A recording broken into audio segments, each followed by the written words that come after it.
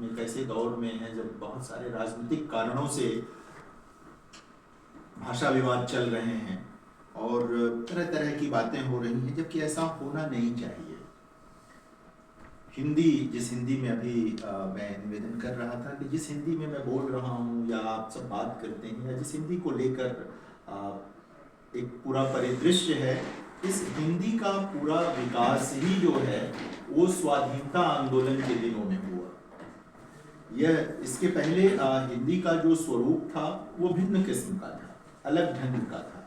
लेकिन जिसे हम खड़ी बोली के रूप में, जैसे कौरवी, दिल्ली के आसपास के इलाकों में जो बोली बोली जाती थी, कौरवी जिसे कहते थे, जिसका खड़ी बोली का मसला था, वो उस ढंग से चीजें थी। लेकिन उसका एक पूरा विन्यास जो बना, जिसमें आज हम काम करते हैं, बोलते बतियाते हैं, लिखते हैं, वो सब स्वाधीनता आंदोलन यानी 19वीं शताब्दी और 20वीं शताब्दी का पूरा मसला है और आपका है। यह भी महत्वपूर्ण तथ्य है। जो लोग विरोध करते हैं हिंदी का, उन्हें यह देखना और सोचना चाहिए कि हिंदी इस देश की एक महत्वपूर्ण भाषा है और वह पूरे देश में सेतु भाषा के रूप में काम में लाई जा सकती है। इसको जिन लोगों ने स्वीकार किया वो सब हिंदीतर लोग थे। आरंभिक तौर पर हिंदीतर लोग थे। हिंदी प्रांतों का कोई व्यक्ति नहीं था जिसने कहा हो कि हिंदी को अब राष्ट्रभाषा, जो शब्द इस्तेमाल हुआ, अब राष्ट्रभाषा शब्द इस्तेमाल उस तरह नहीं होता, तो राजभाषा का मामला है। लेकिन स्वाधीनता आंदोलन में राष्ट्रभाषा पद का इस्तेमाल हुआ और वो सब जिन लोगों ने कहा वो हिंदीतर लोग थे। बंकिम चंद्र चटर्जी ने 1878 में हिंदी को राष्ट्रभाषा कहा। महात्मा गांधी तो हिंदी के बड़े आग्रही थे, वो चाहते थे कि हिंदी में हो और भारतीय भाषाओं का विकास हो साथ साथ। दयानंद सरस्वती गुजराती थे, हिंदी के आग्रही थे, किताब लिखी उन्होंने हिंदी में। तमाम इस तरह से नाम, रविन्द्रनाथ ठाकुर के जो पिता थे, स्वयं रविन्द्रनाथ ठाकुर के बारे में भी कम लोग जानते हैं कि उनकी 2 कविताएं ऐसी हैं जिनमें हिंदी का बहुतायत प्रयोग है। हिंदी के बहुतायत प्रयोग के साथ उन्होंने, और एक अपने भतीजे को लिखी थी उन्होंने, चिट्ठी नुमा कविता थी। तो देखना चाहिए। और वो अपनी मातृभाषा के समर्थक थे। सब लोग होते हैं, अपनी मातृभाषा का समर्थन तो करना ही करना चाहिए, लेकिन यह ध्यान रखना चाहिए कि हमारी सेतु भाषा भारत की भाषाओं में से ही कोई हो। एक बाहर की भाषा जब हमारी सेतु भाषा बनती है और हम उसे स्वीकार कर लेते हैं, हमें कोई दिक्कत नहीं होती, लेकिन अपने भीतर की एक भाषा को स्वीकार करने में हमें समस्या होती है। ये नहीं होना चाहिए। ये एक तरह की फांक है हमारे भीतर। हालांकि यह भी मानना चाहिए कि अब नॉर्थ ईस्ट जिसे हम कहते हैं, पूर्वोत्तर, वहां पर कई राज्यों ने अपनी राजभाषा अंग्रेजी को बना लिया है। अब अंग्रेजी को अपनी राजभाषा बना लिया है, ये एक तथ्य है। लेकिन इन सब के बावजूद भी, और हम तमाम लोगों के अंग्रेजी में रात दिन काम करने के बावजूद भी, अंग्रेजी भारत की भाषा है यह कोई नहीं कहेगा। हमारी पूरी नई पीढ़ी अंग्रेजी सीखती है, पढ़ रही है, सब कुछ है, लेकिन अंग्रेजी भारत की भाषा नहीं है, क्योंकि उसमें हमारा कोई सांस्कृतिक आदान प्रदान संभव नहीं है। भाषा का सारा मामला आपके राष्ट्र के भीतर आपकी पहचान से जुड़ा होता है। हम जब भारतीयता शब्द का इस्तेमाल करते हैं तो उसमें भारतीय भाषाएं स्वाभाविक रूप से शामिल हैं। आज भी आपके पास, चूंकि एक पूरी संस्कृति में आप अपना जीवन जीते हैं, आप उसके बाहर नहीं होते हैं। कई बार जिन लोगों को लगता है कि नहीं वो बड़ा अलग किस्म का जीवन जी रहे हैं, वो भी एक सांस्कृतिक जीवन जी रहे होते हैं। हमारी परंपराओं के तमाम शब्द आज भी अंग्रेजी में नहीं, यानी गोदान का कोई अंग्रेजी ट्रांसलेशन आप क्या करेंगे? गोदान तो एक सांस्कृतिक कर्म है ना, वो एक पूरी प्रक्रिया है जो गोदान कराई जाती है। गिफ्ट ऑफ काऊ तो कोई भी कर सकता है, मैं भी आपको दे सकता हूं, आप हमको दे सकते हैं गाय, लेकिन उसमें गोदान तो नहीं हुआ ना। तो भाषा का तो पूरा एक सांस्कृतिक परिवेश होता है, वो एक पूरी संस्कृति, यानी कि एक शब्द आप कहते हैं और वो संस्कृति आपके समक्ष आ जाती है, पूरा दृश्य आपके सामने आ जाता है। अनुवाद अच्छी चीज है, लेकिन इसीलिए अनुवाद की अपनी एक सीमा होती है। अनुवाद आपको सीधे मूल से नहीं जोड़ सकता, वो बस एक संवाद बना सकता है। मेरा कहना यह है कि और सबका, जो लोग सोचते रहे, हमारे जो पूर्वज थे, जिन लोगों ने सोचा कि इस देश में एक भाषा स्वाधीनता आंदोलन की भाषा बने और वो हिंदी हो। जो हम फ्रीडम स्ट्रगल हमारा चल रहा था, स्वाधीनता आंदोलन चल रहा था, उत्तर से लेकर पूर्व तक और पूर्वोत्तर तक, दक्षिण तक। और ये सच्चाई है कि उस दौर में हिंदी बोलते थे लोग। महात्मा गांधी के उस दौर के आप व्याख्यान सुनेंगे तो सब हिंदी में है, चाहे उन्होंने कलकत्ता में व्याख्यान दिया हो या चेन्नई में दिया। हिंदी के लिए संस्थाएं खोली महात्मा गांधी ने, वर्धा में भी, नागपुर में भी, और दक्षिण भारत हिंदी प्रचार सभा के पीछे भी उनका बड़ा योगदान था।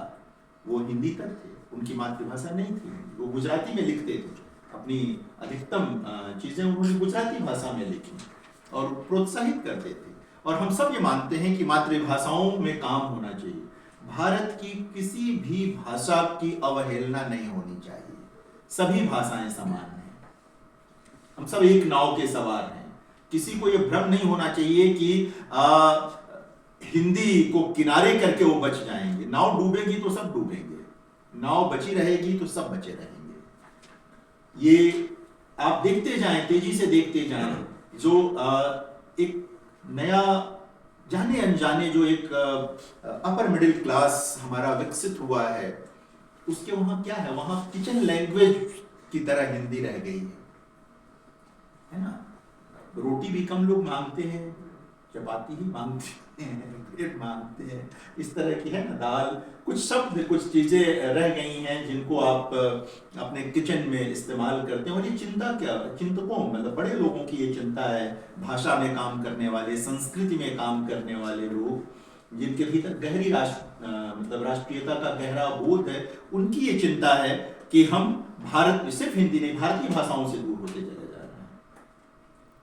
तमाम लोग एक प्रांत से बाहर निकलेंगे तो अपनी मातृभाषा में बात करने लगेंगे, लेकिन जब वो अपने घरों में होते हैं तो अंग्रेजी बोलते हैं, अपने बच्चों से अंग्रेजी बोलते हैं।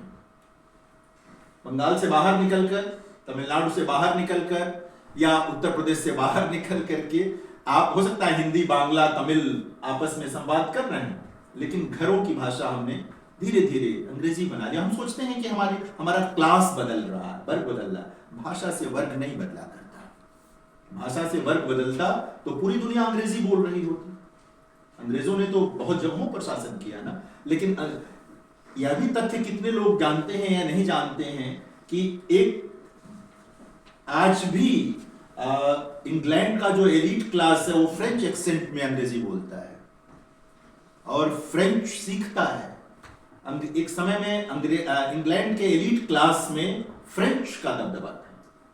वो फ्रेंच बोल करके, जैसे हमारे वहां एलीट क्लास ने अंग्रेजी को स्वीकार कर लिया है, उनका एलीट क्लास फ्रेंच बोला करता था, फ्रेंच स्वीकार करते थे। धीरे धीरे चीजें कम हुई हैं अब सारी। यानी कि हम लोग, जो लोग हम पर शासन करके गए, उनके वहां अपने बातचीत के लिए, क्योंकि उनको लगता था कि फ्रेंच ज्यादा बड़ी भाषा इस रूप में थी कि उसका साहित्य बहुत ज्यादा रिच था, बहुत महान साहित्य था फ्रेंच में। इसी तरह जर्मन में दर्शन बहुत महत्वपूर्ण था। और एक लंबा समय था जब यूरोप में इंटेलेक्चुअल होने के लिए जरूरी था कि आपको फ्रेंच और जर्मन आए।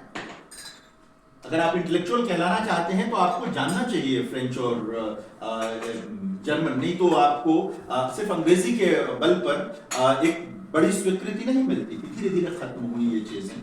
लेकिन आज भी जो पुराना इतिहास है उसमें आप देखेंगे तो जर्मन का महत्व है, फ्रेंच का महत्व है, और इन लोगों ने कभी अंग्रेजी के सामने सरेंडर नहीं किया। आप जर्मनी में जाकर के देखें, सब कुछ सारी, चाहे वो मेडिकल साइंस हो, चाहे इंजीनियरिंग हो, सब कुछ अंग्रेजी में। सिर्फ लिटरेचर की बात नहीं है, सिर्फ ह्यूमैनिटीज और सोशल साइंसेज की बात नहीं है, जिनके लिए हम अपने भारत में कहते हैं कि ये हिंदी या भारतीय भाषाओं में कैसे पढ़ाए जा सकते हैं। मेडिकल यानी कि चिकित्सा विज्ञान कैसे पढ़ाया जा सकता है, या अभियंत्रिकी इंजीनियरिंग कैसे पढ़ाई जा सकती है, वो सब पढ़ाया जा रहा है जर्मन में, वो सब फ्रांस में पढ़ाया जा रहा है। आपके बगल में चीन में पढ़ाया जा रहा है।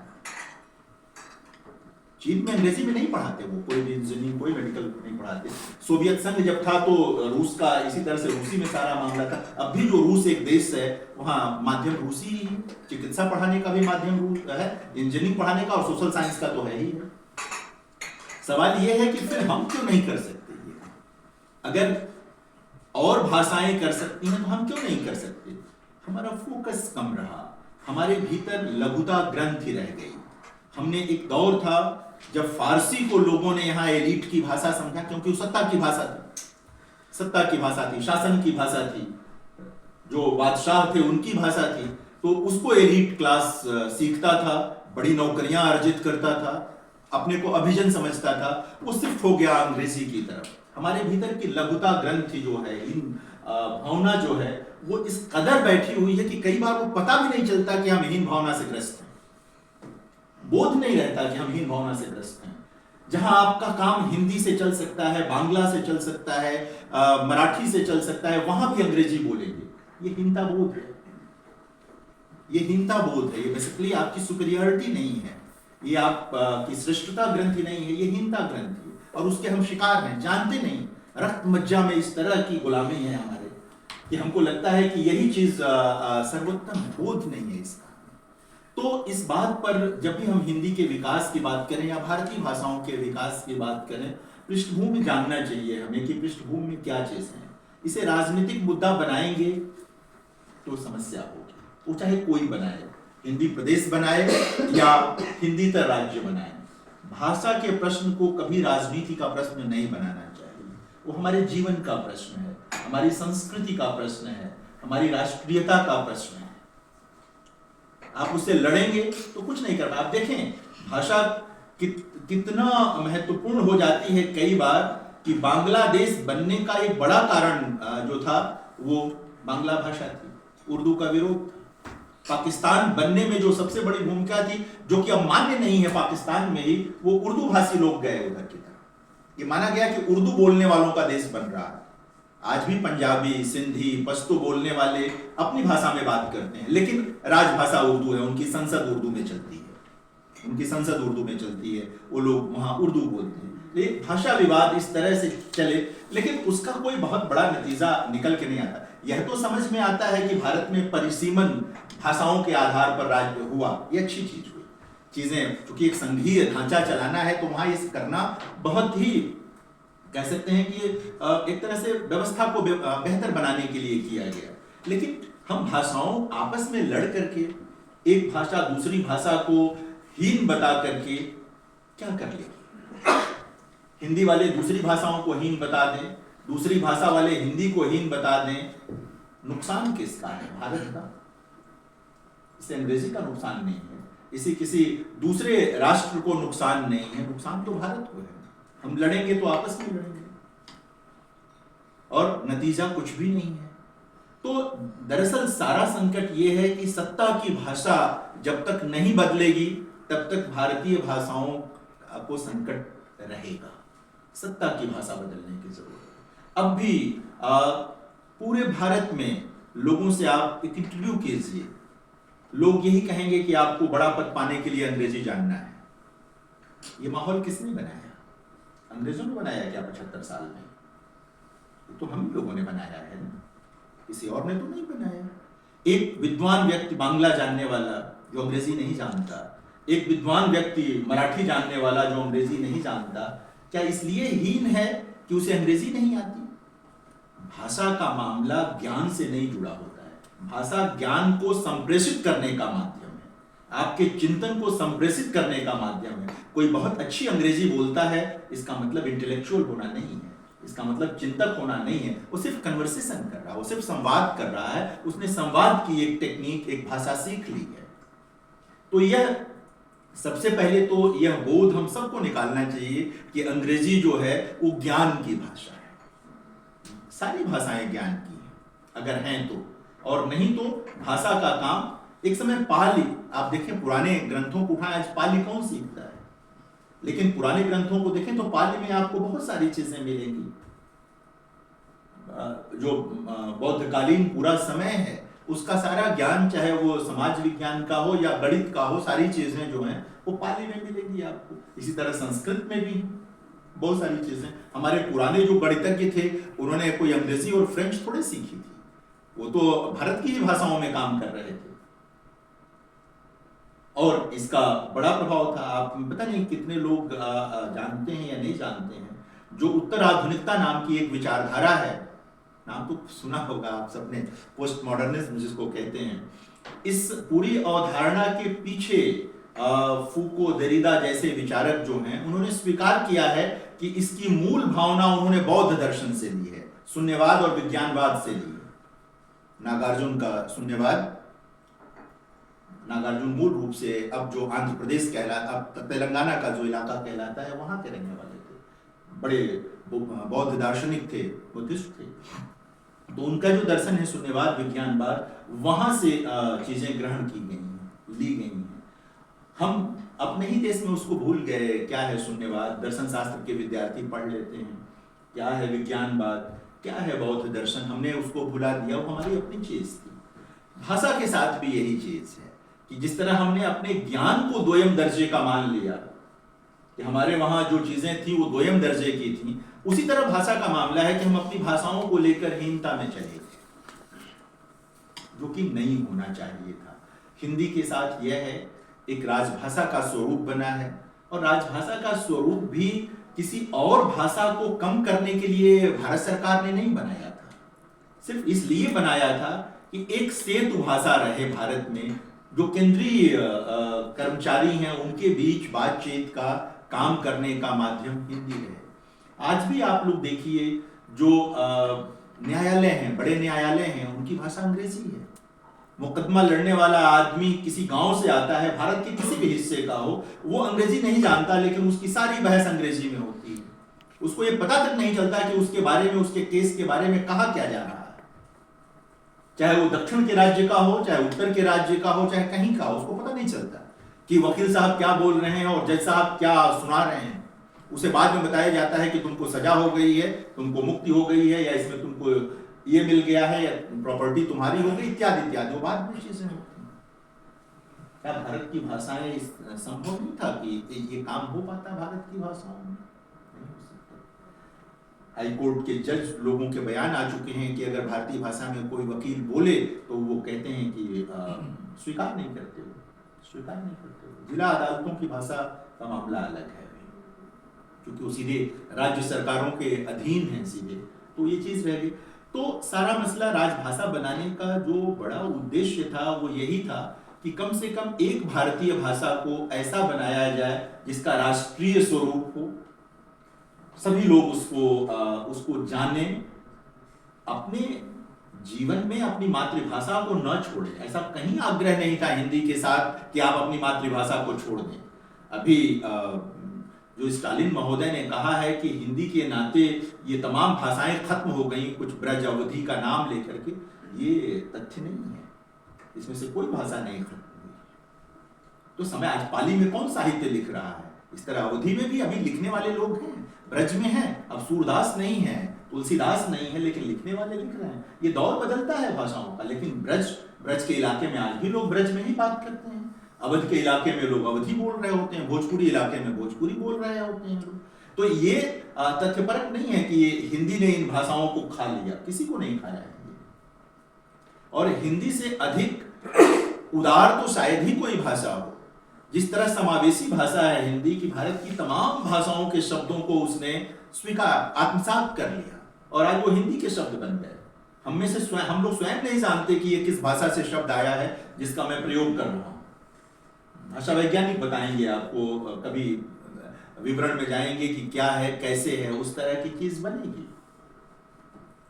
तो ये जो पूरा भाषा का मामला है, ये मुझे लगता है कि इसको राजनीति का विषय तो कतई नहीं बनाना चाहिए, किसी को नहीं बनाना चाहिए, न हिंदी वालों को, न हिंदीतर वालों को, किसी को नहीं बनाना चाहिए। भारत की सभी भाषाओं का सम्मान जरूरी है। हिंदी के साथ जो मैं कह रहा था कि हिंदी जो है वो स्वाधीन चेतना की भाषा के रूप में विकसित हुई। आप पूरा उसका तेवर, उसका पूरा स्वरूप हिंदी का देखेंगे तो, और स्वाधीनता आंदोलन को याद करेंगे साथ साथ, तो आपको दिखाई देगा कि एक तरह से मुक्ति की भाषा रही है हिंदी, मुक्ति की भाषा रही है हिंदी। तमाम चीजें आप उसका लिटरेचर उठा करके देखिए। जब से हिंदी खड़ी बोली जिसको कहते हैं, खड़ी बोली का जो साहित्य है, अगर आप उसको पढ़ना शुरू करेंगे तो आप देखेंगे कि आपको राष्ट्रीय चेतना दिखेगी उसमें, सामाजिक चेतना दिखेगी उसमें, सांस्कृतिक चेतना दिखेगी, और एक मतलब पूरे भारत को लेकर के आपको, चाहे भारतेंदु के वहां आप पढ़ रहे हो, या द्विवेदी युग के साहित्य को पढ़ रहे हो, या पूरे 20वीं शताब्दी के हिंदी साहित्य को पढ़ रहे हो, या पिछले 25-24 वर्ष के साहित्य को पढ़, एक राष्ट्रीय चेतना, अखिल भारतीय चेतना आपको दिखाई देगी। मैथिली शरण गुप्त की कविता सिर्फ हिंदी वालों को संबोधित कविता नहीं है। सुब्रमण्यम भारती की कविता तमिल में है, वो पूरे भारत को संबोधित कविता है। वो तो बनारस में रह के लिख रहे थे।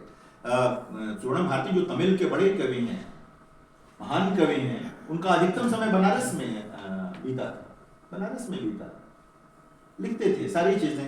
तथ्यों को जानना बहुत जरूरी होता है। तथ्यों के अभाव में कुछ लोग बोलते हैं। अभी मैं बात कर रहा था अहमदाबाद में जो मुक्त विश्वविद्यालय है, बाबा साहब अम्बेडकर मुक्त विश्वविद्यालय, वहाँ एक संगोष्ठी थी और तब के माननीय उपराष्ट्रपति महोदय वेंकैया नायडू जी उसमें उद्घाटन करने आए थे। मैं इग्नू का रजिस्ट्रार था उन दिनों, तो मैं भी मंच पर था। हमारे कुलपति थे, वहाँ के कुलपति और रजिस्ट्रार थे। वेंकैया नायडू जी ने अपनी बात ही यहीं से शुरू की। पूरा भाषण हिंदी में दिया उन्होंने।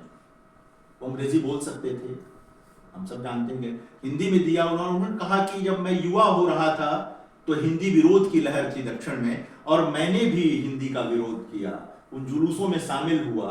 लेकिन बाद में लगा कि इस पूरे राष्ट्र को अगर समझना है, इस राष्ट्र में काम करना है, तो हिंदी ही सेतु भाषा हो सकती है, और हिंदी हमने सीखी। ये उनका है, वो रिकॉर्डेड बयान है, वो विश्वविद्यालय की वेबसाइट पर मिल जाएगा।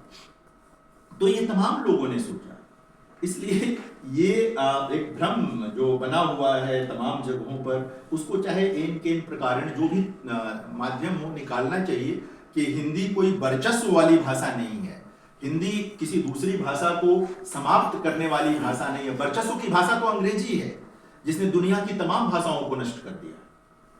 दुनिया की तमाम भाषाएं नष्ट हो गई। ऑस्ट्रेलिया के मूल लोगों की भाषा आज कहां है? कौन है? जो रेड इंडियंस थे उनकी भाषा कहां है, किधर है?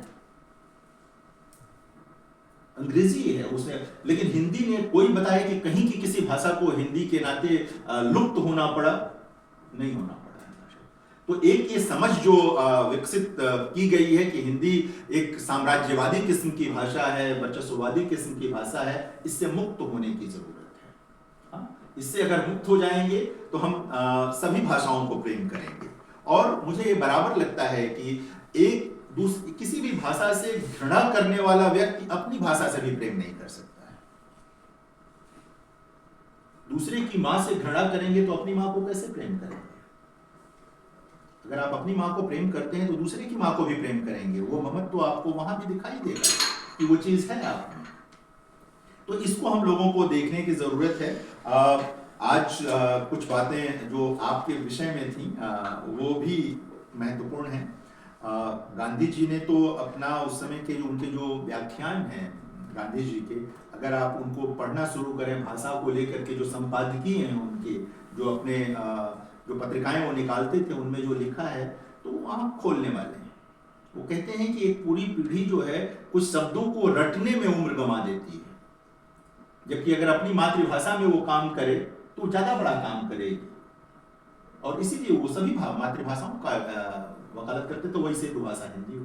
ये नहीं कह रहे थे कि गुजराती को हटा के हिंदी लगा दो या किसी और भाषा को हटा के हिंदी लगा दो। वो तो जिस इलाके की जो भाषा है वह तो रहेगी ही रहेगी, वही प्रमुख भाषा होगी। उसके अलावा ये संभव ही नहीं है कि आप भोजपुरी के इलाके में जाकर के भोजपुरी को विस्थापित कर दें और कोई दूसरी, ऐसा नहीं हो सकता। भोजपुरी रहेगी, उसके साथ हिंदी भी रहेगी।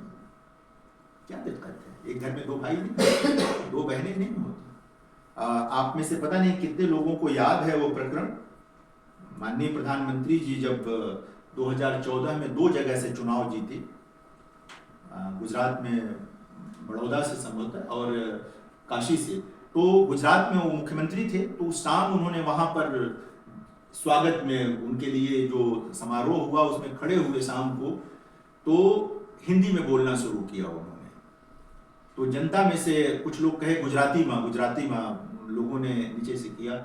उनका वाक्य है, वो तो रिकॉर्डेड है, ढूंढ के देख सकते हैं। उन्होंने कहा कि गुजरात में जब तक था गुजराती में ही किया। अब आप लोगों ने दिल्ली भेज दिया है मुझे, तो हिंदी बोलने दीजिए, हाँ? पूरा देश सुन रहा है। ये जो भाव है, ये चीज है। इस भाव से हमें इस बात को समझना चाहिए कि घर की भाषा और देश की भाषा, हमारी मातृभाषा हमारे घर की भाषा है, लेकिन एक देश की भाषा तो हो सकती है, और घर की भाषा और देश की भाषा में विरोध कैसे हो सकता है? होना भी नहीं चाहिए। तो घर की भाषा और देश की भाषा में ये जो द्वंद्व पैदा करने की कोशिश है, ये छोटे स्वार्थों की कोशिश है। हम सबको उससे बचना चाहिए।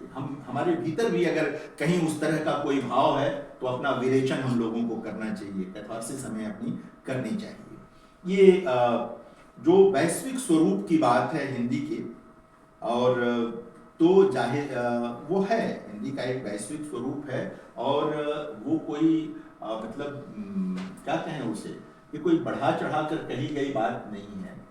2-3 देशों में तो हिंदी का अच्छा आचरण है। हिंदी, भारत के अलावा मॉरिशस जो एक देश है, वहाँ पर भोजपुरी और हिंदी और तेलुगु और तमिल ये भाषाएं हैं। वहाँ की नोट जो रुपया छपता है मॉरिशस का, उसमें हिंदी में भी लिखा होता है और तमिल में भी लिखा होता है। ये हम सब इस बात के लिए प्रसन्न हो सकते हैं कि मॉरिशस में, मतलब उनका अपना जो अंग्रेजी में तो रहता ही है, उनकी राजभाषा अंग्रेजी है, और मॉरिशस एक ऐसा देश है जहाँ पर जो फ्यूडल थे, जो सामंत लोग थे, वो फ्रेंच थे, वो फ्रांसीसी लोग थे। ये जो भारत के लोग गिरबेटिया मजदूर बनाकर ले जाए गए, वो सब फ्रांसीसियों के खेतों में काम कर रहे थे। उनकी कोठी बोलते थे उस समय में, कोठी जैसी कोई चीज नहीं होती थी, उनके पूरे यार्ड को जहाँ काम करते थे उसको ये लोग कोठी बोलते थे। तो हुआ ये कि अपनी भोजपुरी, तमिल, तेलुगु लेकर के गए, वहां पर फ्रेंच थी, तो इसको मिला करके जो वहां भाषा विकसित की, उसको क्रियोल कहते हैं लोग, जो उनके घर की भाषा है। जो उनके घर की भाषा है क्रियोल, वो बिना व्याकरण का भोजपुरी और फ्रेंच का एक रसायन है, मिला हुआ रूप है, जिसमें अब नई पीढ़ी में फ्रेंच सब ज्यादा भर गए हैं, क्योंकि पढ़ाई लिखाई फ्रेंच और अंग्रेजी की है। तो शुरुआती दौर में उसमें भोजपुरी की बहुतायत थी और फ्रेंच के कुछ शब्द थे। वहां की भोजपुरी भी बदल गई थी। जैसे वो कहेंगे कि हम बुटीक जात माने, बुटीक का मतलब दुकान, बुटीक का मतलब उनके वहां दुकान हुआ। हमारी भोजपुरी में इस तरह का कोई शब्द नहीं है। हमारी भोजपुरी में बुटीक, लेकिन अब चूंकि उनके जीवन का वो चीज, वो शब्द उन्होंने वहां से उठा लिया, कर लिया, तो वहां था। तो फ्रेंच का दबदबा, आज भी वहां सबसे बड़े अखबार फ्रेंच के हैं, राजभाषा अंग्रेजी है, लेकिन वहां जिन अखबारों की सबसे अधिक प्रसार संख्या है, वो फ्रांसीसी में निकलते हैं। लेकिन एक बड़ी आबादी अब है जो धीरे धीरे अब वृद्धावस्था की ओर बढ़ रही है, जिनके घर की भाषा अभी भोजपुरी है या हिंदी में बात करते हैं। नई पीढ़ी उनके वहाँ भी अब क्रियोल, फ्रेंच, अंग्रेजी की ओर चली गई है, जो कि होता ही है। जब हम भारत में नहीं बचा पा रहे हैं, तो हम बाहर जिनके वहाँ पूरा आचरण। अभी आप प्रधानमंत्री गए थे, तो आप लोगों ने दृश्य देखा होगा, वो महंगाई गायन खाए जाते, गीत बजा करके उनका स्वागत किया वहाँ पर। जो वहाँ का गायन समूह है, इस तरह स्वागत किया और उनसे बातचीत की लोगों ने। ये वहाँ ये जो भोजपुरी के हमारे कई शारदा सिन्हा वगैरह जो गायिकाएं हैं, बहुत लोकप्रिय हैं वहाँ पर। कहना यह है कि हिंदी का एक स्वरूप वहाँ पर आपको मिलेगा, एकदम ठेठ हम जैसा कर रहे हैं वैसा मिले ही ना मिले। फिजी में आपको थोड़ा सा मिलेगा, हिंदी का स्वरूप मिलेगा। कनाडा जैसे देश में आपको मिलेगा पंजाबी का और हिंदी का एक, मतलब अंग्रेजी के अलावा जो एक रूप है, वहाँ आपको मिलेगा। यूएसए में जो भारतीय समूह है, वहाँ पर वो जाने अनजाने सारी चीज़ों के बावजूद आपस में मिलते हैं, तो हिंदी या भारतीय भाषाओं में बात करते हैं।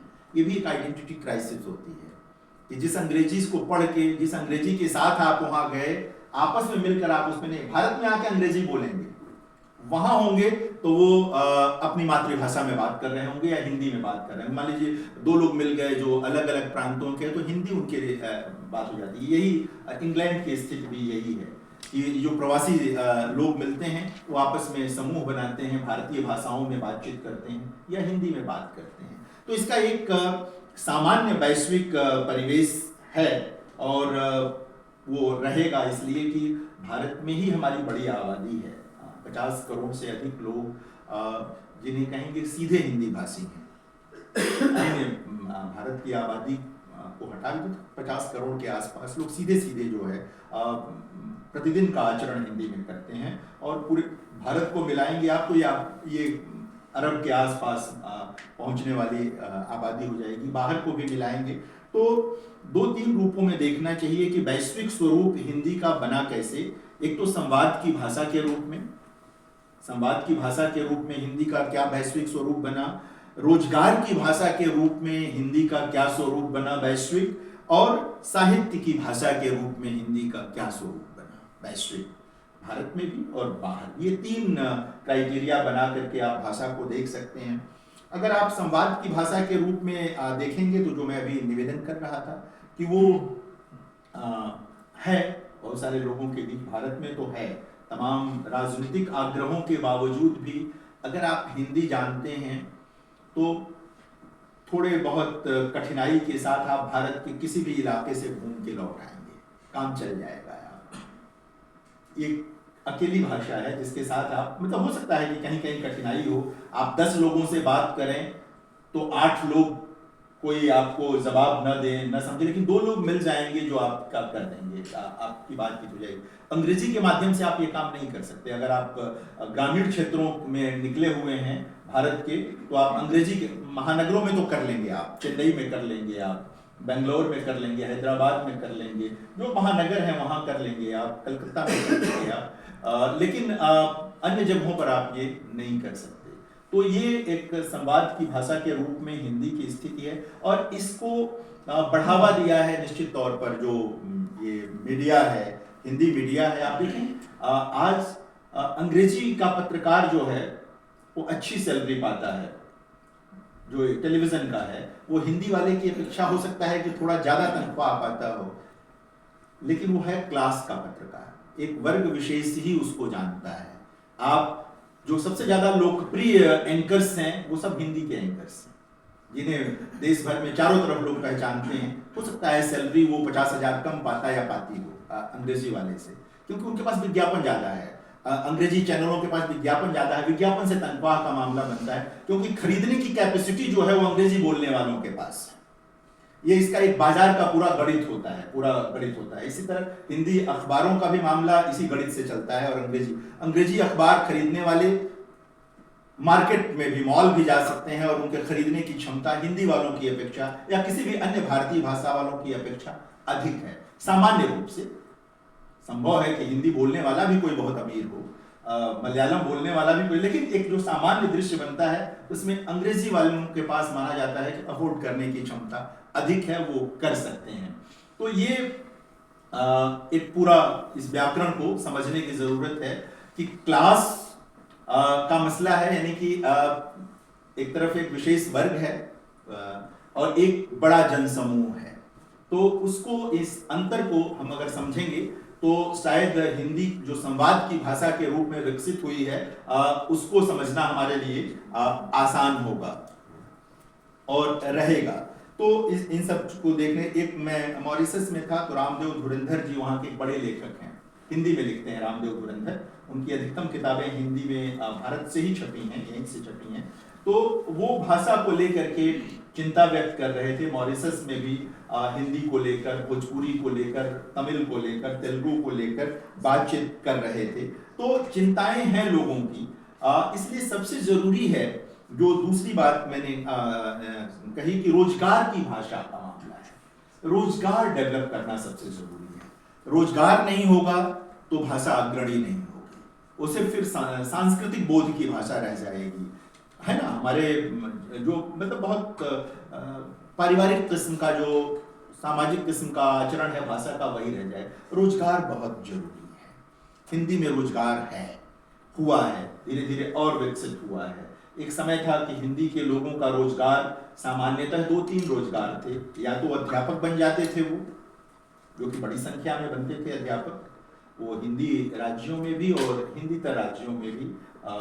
त्रिभाषा फार्मूला जब लागू हुआ था पहले, तो उसके बाद हिंदी के अध्यापक हिंदीतर राज्यों में भी नियुक्त किए गए थे, चीजें बनी थी। और अब भी वहाँ हैं, तमाम विश्वविद्यालयों में हिंदी तो पढ़ाई जाती है, स्कूलों में भी पढ़ाई जाती है, कई राज्यों में अभी भी है कि प्राइमरी तक या कहीं जूनियर हाई स्कूल तक पढ़ने पढ़ाने की व्यवस्था बनी हुई है।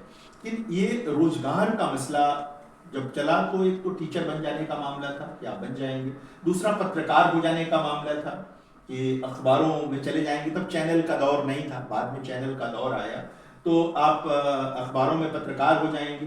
ये राजभाषा के जो विभाग थे इनमें जा सकते हैं, लेकिन इसके लिए जरूरी था कि आपको अंग्रेजी भी एक भाषा के रूप में पढ़ना जरूरी है और आनी चाहिए, और ठीक भी है, क्योंकि आपको एक सेतु भाषा के रूप में काम करना है राजभाषा के दफ्तरों में, तो आपको अंग्रेजी और संभव हो तो दूसरी भारतीय भाषा भी आए तो अच्छी बात है, ये एक सुखद स्थिति होगी। और हम सबको अगर अपनी मातृभाषा के अलावा एक और भारतीय भाषा आए तो इससे अच्छी बात क्या हो सकती है, इससे कोई अच्छी बात हो ही नहीं सकती कि हम सीखें। हम लोग मतलब हम अंग्रेजी के साथ साथ फ्रेंच, कोरियन, स्पेनिश, जर्मन सीखते हैं, हम इंटरनेशनल हो जाना चाहते हैं लेकिन ठीक से नेशनल नहीं हो पाते। ये हमारी सबसे बड़ी समस्या है कि हम अंतर्राष्ट्रीय हो जाते हैं, राष्ट्रीय नहीं बन पाते। जैसे पहले एसटीडी और आईएसडी का मामला था ना, तो एसटीडी खराब है, आईएसडी ठीक है, नहीं चलता है ऐसे, एसटीडी को भी ठीक करिए। ये देश के भीतर संवाद भी बहुत जरूरी है, एक मोहल्ले से दूसरे मोहल्ले की चीज जाए तो ये 2-3 तरह की नौकरियां खास तौर पर हिंदी वालों को मिलती थी। आने वाले दिनों में बहुत सारी चीजें आई, ये जो चैनल्स की एक पूरी दुनिया आई, यहाँ पर हिंदी के लोगों को रोजगार मिला, और भी बहुत सारे क्षेत्रों में जो सरकारी नौकरियां खासकर हिंदी राज्यों में थी, वहाँ पर हिंदी ही चूंकि कामकाज की भाषा है, अंदर की भाषा है, तो अगर आप हिंदी पढ़े हुए हैं, हिंदी जानते हैं, तो आप उत्तर प्रदेश, बिहार में, राजस्थान में, मध्य प्रदेश में सरकारी दफ्तरों की भाषा हिंदी है, तो वहाँ काम कर सकते थे। तो नौकरी का कोई अभाव नहीं रहा, लेकिन अखिल भारतीय स्वरूप नहीं बना नौकरी का, तो वो बनना जरूरी है, वो धीरे धीरे बन रहा है। विरोध तो चलता ही रहेगा, ये सब चीजें हैं, बन रहा है, और आगे मुझे लगता है कि और स्थितियां बनेंगी अंतर्राष्ट्रीय स्तर पर भी। बहुत अच्छा लगेगा आपको ये जाकर देख करके कि इंग्लैंड में भारतीय स्टेट बैंक की शाखा के नीचे हिंदी में भारतीय स्टेट बैंक लिखा होगा, है ना, अंग्रेजी में तो लिखा ही होगा। ये भी संभव है कि वहाँ उस स्टेट बैंक में जो भारत के लोग जाते हों, भारत के चूंकि अधिकारी होते हैं, उनसे हिंदी में, या उनकी अपनी मातृभाषा का कोई व्यक्ति हो तो उससे भारत की किसी मातृभाषा में बात कर लें। तो यह एक रोजगार की संभावना है, इसे और विकसित करने की जरूरत है। हम एक ऐसा माहौल बना सकते हैं क्या कि हिंदी और भारतीय भाषाओं के बिना मल्टीनेशनल्स का काम न चले। हमें जो राजनीति हम दूसरी चीजों के लिए करते हैं, क्या हम ये माहौल बना सकते हैं कि मल्टीनेशनल्स का काम न चले। वो हिंदी और भारतीय भाषाओं की बात मैं कह रहा हूँ, यानी तमिलनाडु में अगर लग रही है फैक्ट्री तो, और सारी चीजें, तो वहां तमिल के लोग हों और अन्य जगहों पर, तो ये अगर एक माहौल हम बना पाते हैं तो हिंदी ही नहीं, मैं भारतीय भाषाओं की भी बात कर, और ये जो राष्ट्रीय शिक्षा नीति है वो बात भी यही कर रही है कि भारतीय भाषाओं का विकास किया जाए, भारतीय भाषाओं को आगे बढ़ा जाए, मातृभाषा में शिक्षा। ये गांधी जी शुरू से कह रहे हैं, शुरू से गांधी जी कहते थे कि प्राइमरी का सारा एजुकेशन मातृभाषा में दीजिए, आगे तो बच्चा सीख लेगा, दूसरी भाषा भी सीख लेगा, और गणित लगाना अगर उसने गुजराती में सीख लिया है तो अंग्रेजी में भी लगा लेगा, फ्रेंच सीख लेगा, तो भाई गणित तो एक अलग तरह का कौशल है ना, वो ज्ञान का एक अलग मसला है। तो गांधी जी ये कह रहे थे, वो चीज इतने दिनों बाद अब कहीं लाने की कोशिश हो रही है, लेकिन आसान तो नहीं है। हम सब जानते हैं कि भाई कि हमारे भीतर जो एक भाव बना हुआ है कि अंग्रेजी का, उससे संघर्ष आसान नहीं है, उतना ही मुश्किल संघर्ष है जितना अंग्रेजों से संघर्ष था अंग्रेजों से संघर्ष था उतना ही मुश्किल संघर्ष है। लेकिन हम लोग, सब लोग अगर चाहें तो हिंदी और भारतीय भाषाओं में अधिक विकास हो सकता है, और जब विकास होगा तो रोजगार की संभावनाएं, यानी कि चीन में कोई मल्टीनेशनल बिना चीनी के काम नहीं कर सकता, तो भारत में क्यों नहीं है? फ्रांस में कोई मल्टीनेशनल फ्रेंच के बिना काम नहीं कर सकता, जर्मनी में नहीं कर सकता, कोरिया में नहीं कर सकता, लैटिन अमेरिकी देशों में नहीं कर सकता, स्पेन में नहीं कर सकता, तमाम जगहों पर। हमारे वहां कैसे कर लेता है? हम करने देते हैं तो कर लेता है। हम लोग अपने है ना कि ऐसी ट्रेनिंग देते हैं कि जो लोग गार्ड की नौकरी करते हैं उनको भी हम लोग कहते हैं कि 5-7 वाक्य तो सीख लो अंग्रेजी के, सिखाते हैं। यह उनके भीतर की मतलब श्रेष्ठता ग्रंथि को बढ़ाना नहीं है, लघुता ग्रंथि को और लघुता ग्रंथि में बदलना है कि तुम हीन हो, तुमको नहीं आती ये चीज। और एक मनुष्य के भीतर अगर आप हीनता की ग्रंथि भर देंगे तो वो जीवन में कोई तरक्की नहीं कर सकता कभी। जिसकी आत्मा ही दबी हुई होगी वो तरक्की क्या करेगा, क्या करेगी। तो इसको समझने की हम सबको जरूरत है। भाषाओं का कोई विरोध नहीं है, दुनिया भर की भाषाएं सीखिए, अंग्रेजी सीखिए, दुनिया की जो भी भाषा सीखना चाहते हैं सीखिए, लेकिन हिंदी सीखिए, भारतीय भाषाएं सीखिए, ये ज्यादा काम की है। किराए का घर कितना भी सुंदर हो अपना घर नहीं होता। अंग्रेजी अब भी किराए का घर है, चाहे जितनी चमक दमक हो उसमें, वो हिंदी और भारतीय भाषाओं की तरह वो आत्मीयता नहीं है। आपको चोट लगती है तो आजकल लोग थोड़ा सा अंग्रेजी के कुछ शब्द बोल लेते हैं, लेकिन सामान्यतः मातृभाषा के शब्द ही आपके मुंह से निकलते हैं घायल होने पर, कष्ट में आने पर। क्या करते हैं आप क्या याद करते हैं? तो ये बताता है कि हमारा बोध जो है वो अलग है और हमारा आचरण बिल्कुल अलग है। हमारी आत्मा की आवाज कुछ और है और हमारे दिमाग की आवाज कुछ और है। हम इन दोनों को मिलाने की जरूरत है, आत्मा की आवाज को और दिमाग की आवाज को। दो अलग दिशाओं में जाएंगे तो एक विभाजन तो रहेगा, जैसे विभाजित व्यक्तित्व होता है खतरनाक हो जाता है, उसी तरह से जब जीवन में इस तरह की चीज होगी तो ये दिक्कत आएगी। तो रोजगार है, बढ़ रहा है, संभावनाएं बढ़ रही हैं, लेकिन इसे और बढ़ाने की जरूरत है। और वो जैसा मैं निवेदन कर रहा था कि मल्टीनेशनल कंपनियां और तमाम अगर भारत में आए और भारतीय भाषाओं में, हिंदी में काम करें तो शायद दृश्य परिदृश्य और बदलेगा, चीजें बदलेंगी और लोगों को चले जाते हैं लोग। आप देखें छोटे छोटे गांवों में, कस्बों में अंग्रेजी माध्यम के स्कूल खुल गए हैं। वो ठीक से अंग्रेजी भी नहीं पढ़ाते लेकिन फीस दुनिया भर की वसूल लेते हैं।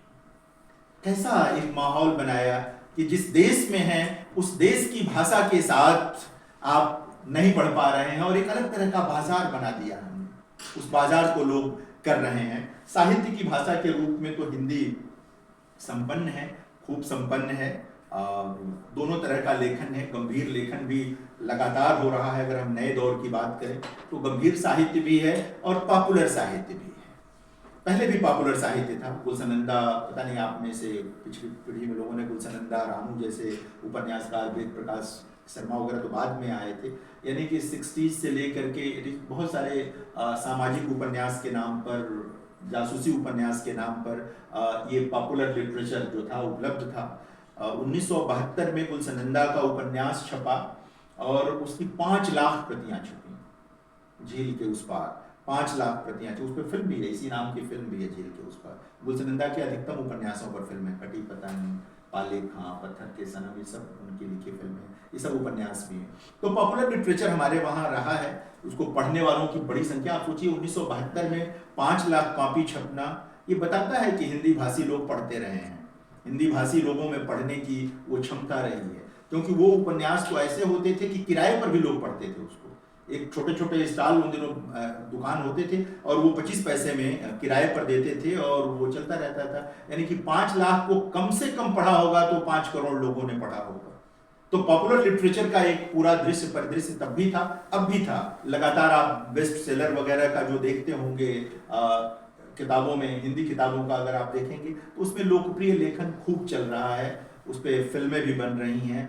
फिल्म की पटकथा लिखने को भी उसी से आप जोड़ करके देख सकते हैं, जहाँ खूब पैसा मिल रहा है लोगों को। जब से ये सीरीज का दौर आया है तब से वहाँ हिंदी लेखकों की बड़ी मांग हो गई है कि हिंदी में जो स्क्रिप्ट लिख सकता है, नई कहानी ला सकता है। सिर्फ फिल्मों तक था तो एक छोटा दायरा था, बड़ा दायरा बन गया है, सीरियल्स ने भी बनाया था वगैरह। तो ये चीज़ें बढ़ी हैं, ये तमाम तरह की चीज़ें हमारे पास आई हुई हैं। तो हैं संभावनाएं और निश्चित तौर पर हिंदी का विकास हो रहा है। कमोबेश भारतीय भाषाओं का भी विकास हो रहा है, क्योंकि मीडिया अन्य भारतीय भाषाओं में भी आई है। सभी भारत की भाषाओं में आपको चैनल मिलेंगे, उनके राज्यों के भीतर चलते हैं। कुछ का अपना नेशनल चरित्र भी है कुछ चैनल्स का जो भारत की अन्य भाषाओं में हैं चीज़ें। तो ये सब मैं लेके आया। इधर आप देखेंगे कि ये दबाव ही रहा होगा, और ये जानना कि अनिवार्य रूप से ये जो फेसबुक या सोशल मीडिया की जो तमाम प्लेटफॉर्म हैं वहाँ हिंदी फॉन्ट देना पड़ा उनको। पहले लोग रोमन में वहाँ लिखा करते थे, हिंदी में मैं आ रहा हूँ तो या मैं आई एन कर लिया तो मैं बना लिया। अब उन्होंने वहाँ देवनागरी को के लिए जो है वो फॉन्ट बनाया, तो हिंदी लिखना, संस्कृत लिखना, मराठी लिखना, नेपाली लिखना जो देवनागरी स्क्रिप्ट में होती है, सभी भारतीय भाषाओं के लिए उनको प्लेटफॉर्म बनाना पड़ा है। तो इंटरनेट पर ये इस बात को बताता है कि आपकी भाषा में ताकत है, आपके समूह में ताकत है, बस आप उस ताकत को अनुभव नहीं कर पा रहे हैं। उसको अगर अनुभव कर लें तो चीज़ बदल जाएगी, रहेगी। तो ये है, अभी भी आप लोग तमाम लोगों को व्हाट्सएप करते होंगे भीतर भीतर, और लगता होगा कि नहीं अंग्रेजी में नहीं भेजना है, तो जो लोग देवनागरी फॉन्ट नहीं रखे हुए हैं अपने में, वो रोमन में भेज देते हैं। मैं आ रहा हूँ तो रोमन में लिख देंगे, मैं आ रहा हूँ या आ रही हूँ, कर देते हैं, लिख देते हैं लोग, भेजते हैं लोग। कई लोगों को लगता है कि कर दो भाई, हिंदी फॉन्ट नहीं कर सकते। तो ये सारा विस्तार बता रहा है आप कि भारतीय भाषाओं का, खास तौर पर हिंदी का विकास भरपूर हुआ है, उसका एक वैश्विक स्वरूप है, उसमें रोजगार की अपार संभावनाएं हैं। सरकार को भी थोड़ा और शक्ति के साथ इस दिशा में काम करने की ज़रूरत है कि हम मल्टीनेशनल्स को ये कन्विंस कर पाएं कि भारत में काम कर रहे हो तो भारत की भाषाओं में काम करो, हिंदी में करो, जैसे अन्य देशों में करना पड़ता है। तो बहुत सारी और बातें हैं, लेकिन मुझे लगता है कि व्याख्यान लंबा हो गया। तो बहुत धन्यवाद मुझे बुलाने के लिए और सुनने के लिए। कोई और बातचीत हो तो हम लोग कर सकते हैं।